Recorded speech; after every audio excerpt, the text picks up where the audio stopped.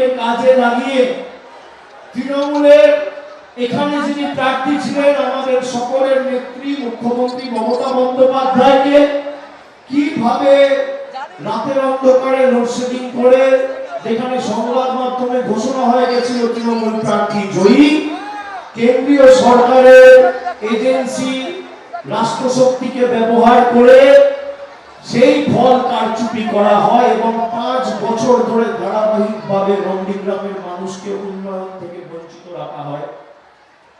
এই নির্বাচন আগামী দিনে যারা নন্দীগ্রামের উন্নয়নকে স্তব্ধ করে দিয়েছে, বাধাপ্রাপ্ত করেছে, যারা ধর্মে ধর্মে ভাইদের লড়িয়ে নিজেদের স্বার্থ চরিতার্থ করেছে, তাদের উপড়ে ফেলার নির্বাচন। আগামী 23 তারিখের ভোট প্রতিবাদের ভোট, প্রতিরোধের ভোট, প্রতিশোধের ভোট।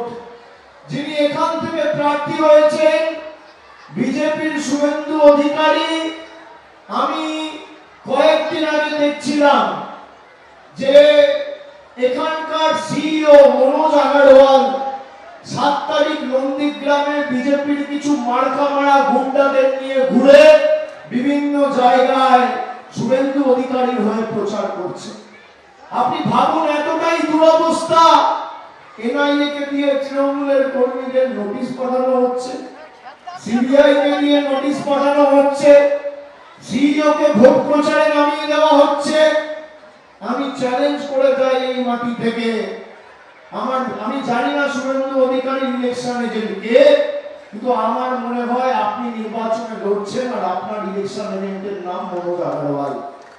আর আমি চ্যালেঞ্জ করে যাচ্ছি যে আপনার ইলেকশন এজেন্ট আপনাকে নন্দীগ্রাম আর অমিত শাহ ইলেকশন এজেন্ট জ্ঞানেশ কুমার বাংলায় বিজেপি কে জেতাতে পারবে না, নন্দীগ্রামেও মনোজ আগরওয়াল যাদেরকে ভয় দেখিয়ে রাখছে, ভীত সন্ত্রস্ত করে রাখছে, তাদেরকে বলবো ভয় পাবেন না। যে একদিন ভয় পায়, দুদিন ভয় পায়, তাকে রোজ 5 বছর ভয় দেখাবে। আর ভয়কে জিততে গেলে লড়াই করার মানসিকতা নিয়ে মাঠে পড়ে থাকতে হবে, যাতে আগামী দিন নন্দীগ্রামে শান্তি আর উন্নয়ন ফিরে আসে। এখানে যে উন্নয়ন মমতা বন্দ্যোপাধ্যায়ের সময়কালে হয়েছে, নন্দীগ্রাম কলকাতার সরকারি বাস পরিষেবা সহ এখানে ইয়াসে ঘূর্ণিঝড়ে কেন্দ্রামারি ফেরিঘাটের অনেক ক্ষতি হয়েছিল। রাজ্য সরকারের তরফে 1,52,00,000 টাকা ব্যয় করে এই ঘাট সংস্কার করা হয়েছে। নন্দীগ্রাম 2 নম্বর ব্লকে খোদামবাড়ি 2 অঞ্চলের রেয়াপাড়ায় অডিটোরিয়াম হল নির্মাণ করা হয়েছে। নন্দীগ্রাম 1 নম্বর ব্লকের 10টি অঞ্চল ও 2 নম্বর ব্লকের 5টি অঞ্চলে 17টার মধ্যে 15টা অঞ্চলে ওভারহেড ওয়াটার রিজার্ভ ট্যাঙ্ক তৈরি করা হয়েছে এবং বাড়ি বাড়ি জল পৌঁছে দেওয়ার কাজ চলছে। 2017 সালে আমাদের সরকার, মমতা বন্দ্যোপাধ্যায়ের সরকার, এই প্রকল্পগুলো শুরু করেছিল।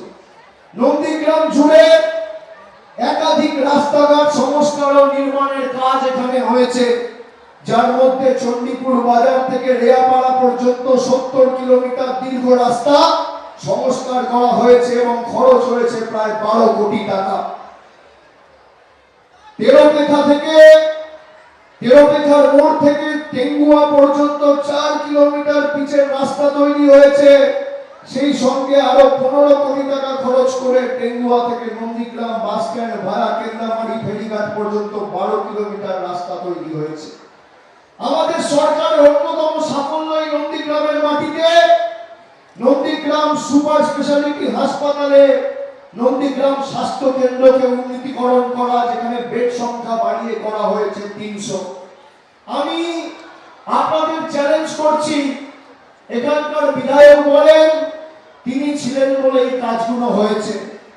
5 বছর শুভেন্দু অধিকারী নন্দীগ্রামের বিধায়ক, 5 বছরে নরেন্দ্র মোদীর সরকার নন্দীগ্রামের জন্য কি করেছে আর কটা বাড়তি প্রকল্প এনেছে আমি বিজেপি নেতা এবং শুভেন্দু অধিকারীকে অনুরোধ করব যে মঞ্চ বেঁধে মানুষের সামনে উপস্থাপিত করুন। একদিকে আমি থাকবো, একদিকে আপনি আসুন। আপনি যদি করে থাকেন প্রধানমন্ত্রীর ক্ষমতা বেশি না মুখ্যমন্ত্রী, আমরা সবাই জানি প্রধানমন্ত্রী, তাহলে প্রধানমন্ত্রী নন্দীগ্রামের জন্য গত 5 বছর কি করলো? আর অন্যদিকে রাস্তাশ্রী পথশ্রী এই নন্দীগ্রামের মাটিতে গত 2 বছরে 12,000 গরিব মানুষকে বাড়ি দিয়েছে আমাদের সরকার, যেখানে নরেন্দ্র মোদী সরকারের 10 পয়সার অবদান নেই। এবিপি আনন্দ, এগিয়ে থাকে, এগিয়ে রাখে।